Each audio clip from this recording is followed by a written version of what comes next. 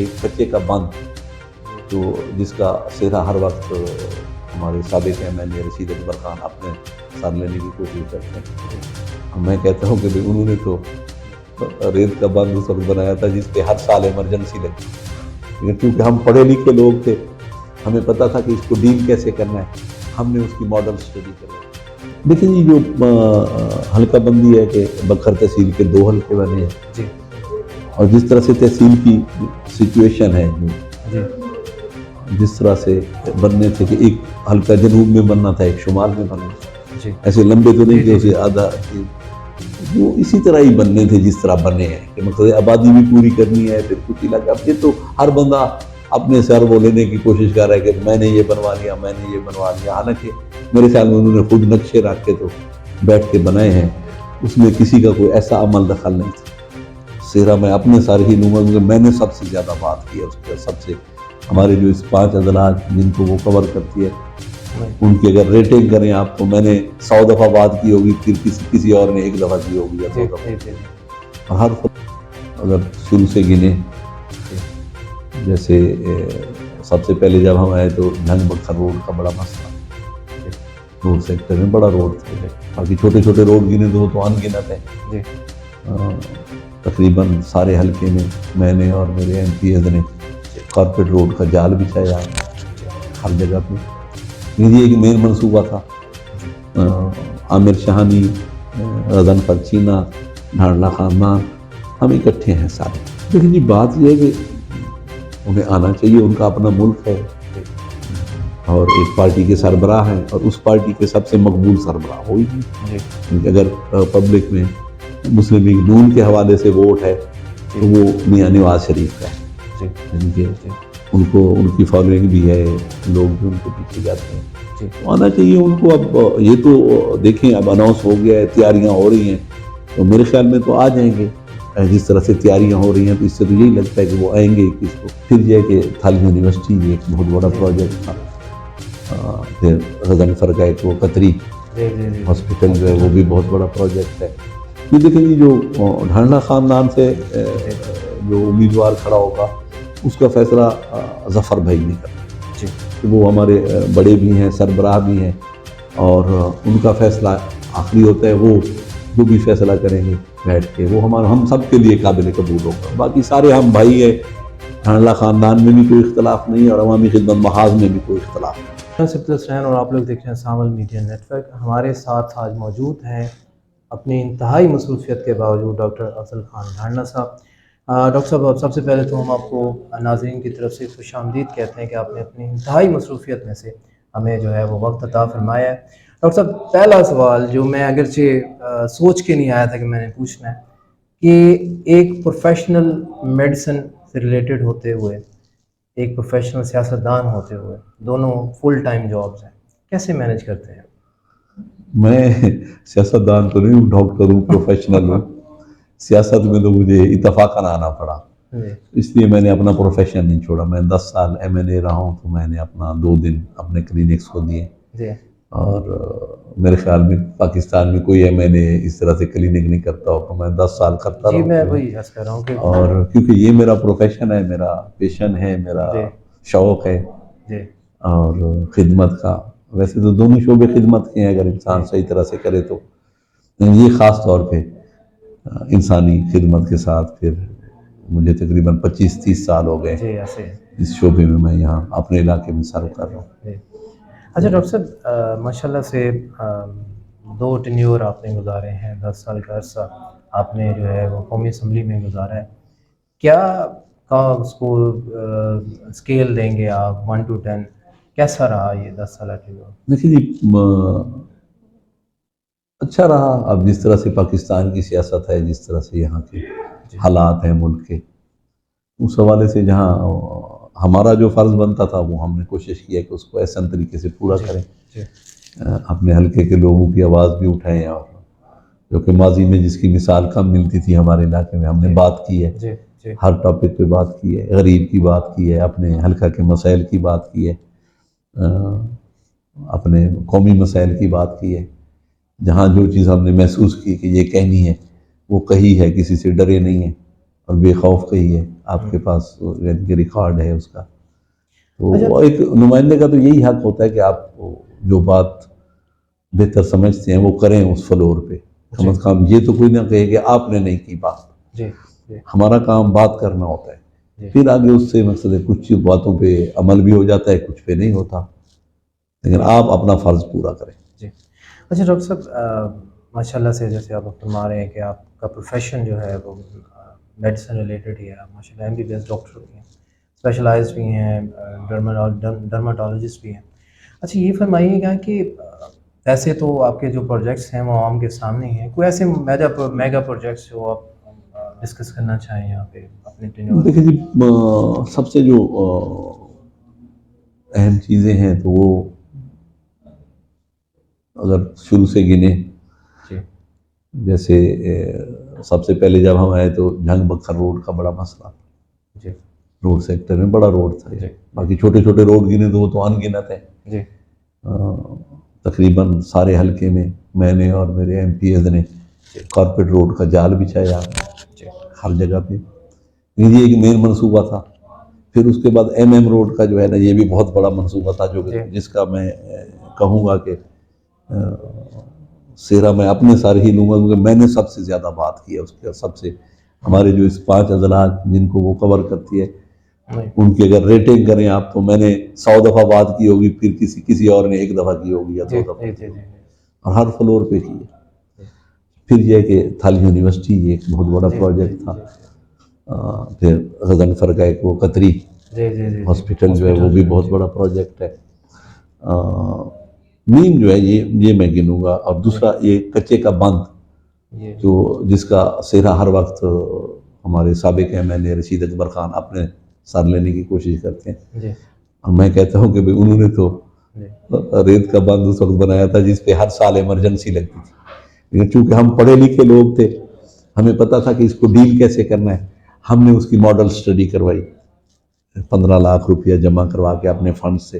اور اس model study کے بعد جو اس کا سٹرکچر بنا، اس کے بعد سے پھر بکھر میں فلڈ نہیں آیا، پانی نہیں آیا. اور بلکہ وہ جو ہم نے اس کے سپرز بنوائے تھے، ان سے جو سب سے پہلے زمین نکلی تھی وہ رشید اکبر خان صاحب کی نکل رہی تھی. میں نے پوچھا جب وہ بن رہا تھا، اس سے پھر اس کا رخ چینج ہوا، ورنہ دریا نے رخ رکھا ہوا تھا بکھر کی طرف. جیسے ہی پل سے کراس کرتا تھا بکھر کی طرف اس کا. وہ پھر ہم نے جب اس کی ماڈل سٹڈی کروائی، اس کے سپرز بنے، تو ان سے اس کا رخ تبدیل ہوا. اور وہ تقریباً 1 ارب روپے کا فنڈ تھا، جس کی تختی بھی لگی ہوئی ہے.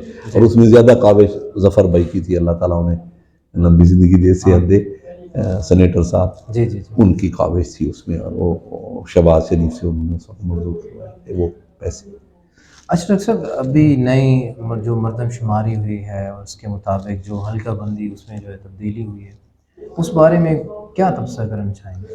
دیکھیں جی، جو حلقہ بندی ہے کہ بکھر تحصیل کے 2 حلقے بنے ہیں، اور جس طرح سے تحصیل کی سچویشن ہے، جو جس طرح سے بننے تھے کہ ایک حلقہ جنوب میں بننا تھا، ایک شمال میں بننا تھا، ایسے لمبے تو نہیں کہ اسے آدھا چیز، وہ اسی طرح ہی بننے تھے جس طرح بنے ہیں. کہ مقصد آبادی بھی پوری کرنی ہے، پھر کچھ علاقہ. اب یہ تو ہر بندہ اپنے سر وہ لینے کی کوشش کر رہا ہے کہ میں نے یہ بنوا لیا، میں نے یہ بنوا لیا. حالانکہ میرے خیال میں انہوں نے خود نقشے رکھ کے تو بیٹھ کے بنائے ہیں، اس میں کسی کا کوئی ایسا عمل دخل نہیں تھا.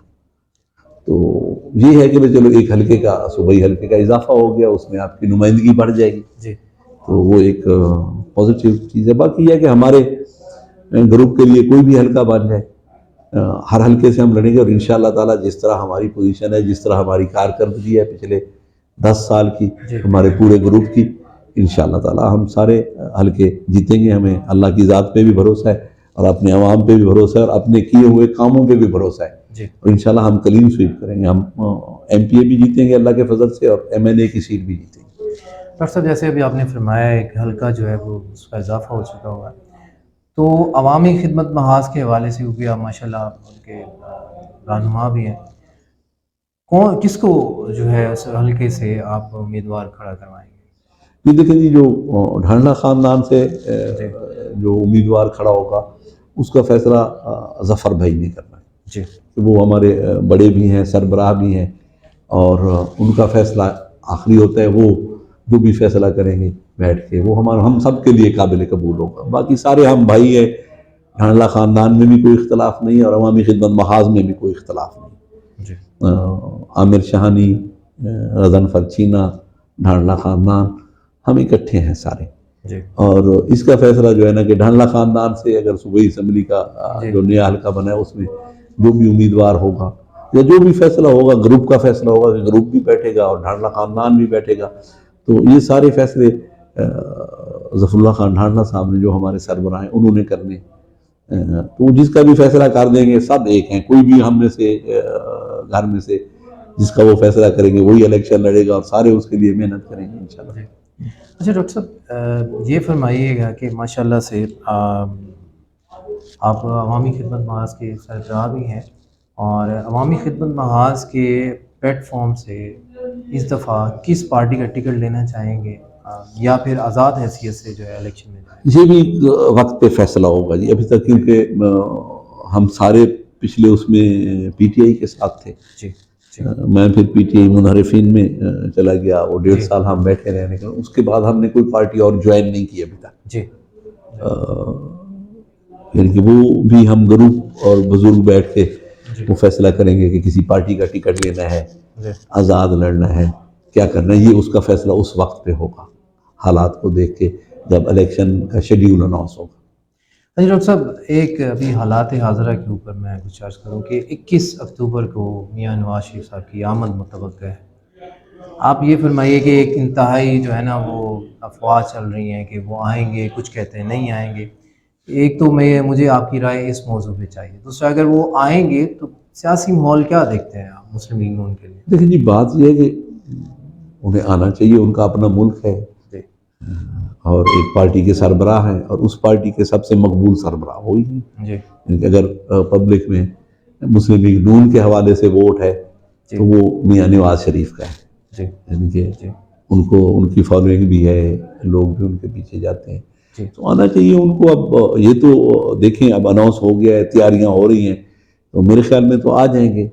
جس طرح سے تیاریاں ہو رہی ہیں تو اس سے تو یہی لگتا ہے کہ وہ آئیں گے 21 کو.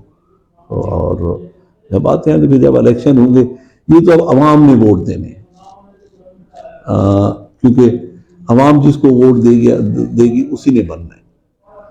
تو اگر وہ آئیں گے تو ان کا یہ آنا چاہیے اور ان کو لیڈ کرنا چاہیے اپنی پارٹی کو اور وہ ایک مقصد مقبول رہنما بھی ہیں. تو دیکھیں پھر اس کے بعد الیکشن آ جائے گا تو اس میں سب صاف ظاہر ہے کہ پتہ چل جائے گا کہ کون سی پارٹی آ رہی ہے اور کیسے آ رہی ہے. ارے ڈاکٹر صاحب جب ڈاکٹر افضل ڈھانڈلہ کا نام لیا جاتا ہے تو ایک طرف اگر ان کا پہلو ہے ڈاکٹرشپ کا ہے، دوسری طرف ان کا پہلو ایک سیاستدان کا ہے، تو ایک تیسرا پہلو بھی ہے جو ماشاءاللہ سے کچھ خاص ہی ہے ادب کے حوالے سے. تو اپنے ناظرین کو، ہمارے ناظرین کو کچھ ادب کے حوالے سے کچھ سرائکی میں کچھ اگر آپ ارشاد فرمانا چاہیں، کچھ اچھا سا شعر ہو جائے، کوئی قطع ہو جائے. چلو میں کوئی یاد کرنے کی کوشش کرتا ہوں.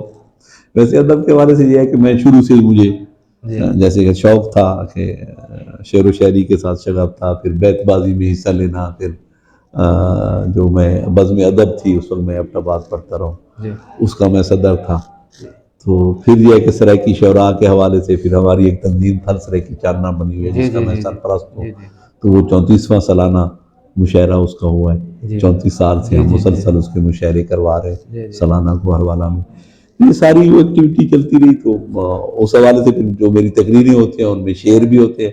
حالانکہ میں شاعر نہیں ہوں لیکن اب لوگ یہی سمجھتے ہیں کہ میں شاید شاعر ہوں. میں لوگوں کے شعر یاد کر کے تقریروں میں پڑھتا ہوں جہاں ہوتا ہے.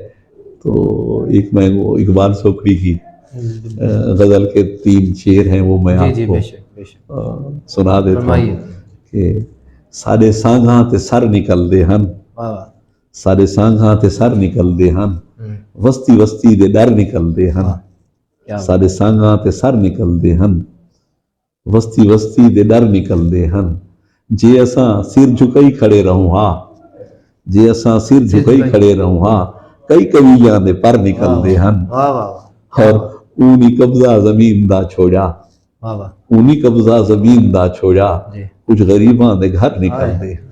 بہت شکریہ جناب. آخری جو سوال عرض کرنا چاہوں گا کہ माशाल्लाह आपका एक बहुत बड़ा वोट बैंक है, आपको इलाके की आवाम चाहती भी है माशाल्लाह से, उसका सबूत ये है कि माशाल्लाह आपको 2 दफ़ा उन्होंने रिस्पेक्ट भी किया। ये फरमाइएगा कि कोई ऐसा पैगाम अपने वोटर्स को, इलाके की आवाम को हाँ, बस मेरा जो पैगाम है वोट के लिए कि यही पैगाम है कि वोट एक बड़ी मुक़द्दस अमानत है। इस कौम की अमानत भी है और आपकी अपनी अमानत भी है, आपके इलाके की अमानत भी है। मेरी गुजारिश होगी अपने हल्का की आवाम से, अपने हल्का के वोटर्स से और इस ज़िला के लोगों से कि जब हम सब लोग इलेक्शन लड़ेंगे तो मैदान में आएंगे, आपके पास आएंगे। हर किसी को ना अपने ज़मीर के तराजू पे भी तोलना, अपने इंसाफ के तराजू पे भी तोलना, अपने ईमान के तराजू पे भी तोलना और देखना कि कौन सा उम्मीदवार इस इलाके के लिए बेहतर है, लोगों के लिए बेहतर है, इस मुल्क के लिए बेहतर है, इस कौम के लिए बेहतर है। जो डिज़र्व करता हो उसी को वोट दीजिएगा। अगर मैं डिज़र्व नहीं करता तो मुझे वोट ना दीजिएगा। जो मेरा मद्दे मुकाबल है वो डिज़र्व करता हो तो उसे वोट दीजिएगा। लेकिन खुदारा ये एक बड़ी मुक़द्दस अमानत है कौम की आपके पास, वोट को ज़ाय ना कीजिएगा।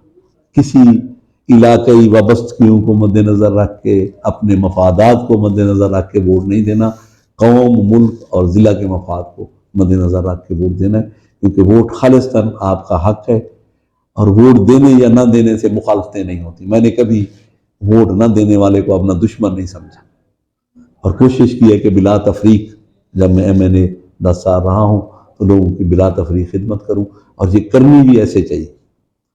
और कभी किसी से इंतकाम नहीं लेना चाहिए इस वजह से कि उसने वोट नहीं दिया। वोट खालिस्तन हर बंदे का अपना हक है और उसकी मर्जी के जिसको वो बेहतर समझता है उसको दे।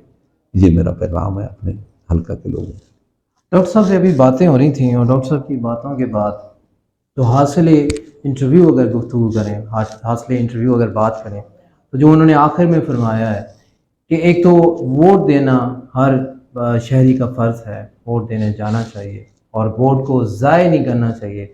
अपने इलाके के जो भी आपके उम्मीदवार हैं उनकी साबका कार्रवाइयों को देखिए, साबका उनकी परफॉर्मेंस को देखिए, उसके मुताबिक जो है वो आइंदा अपने वोट का फैसला कीजिए। डॉक्टर साहब से और बहुत सारी बातें करने को दिल चाह रहा था लेकिन वक्त की किल्लत है और डॉक्टर साहब भी माशाल्लाह मसरूफ़ हैं। तो इंशाल्लाह फिर किसी वक्त डॉक्टर साहब के साथ किसी और अदब के हवाले से ख़ास तौर पे इंशाल्लाह गुफ्तगू करेंगे। तब तक मुझे दीजिए इजाज़त। मेरे साथ मौजूद हैं राशिद महमूद। इंशाल्लाह फिर किसी और मौजू के साथ आपकी खिदमत में हाज़िर होंगे। तब तक दीजिए इजाज़त। अल्लाह।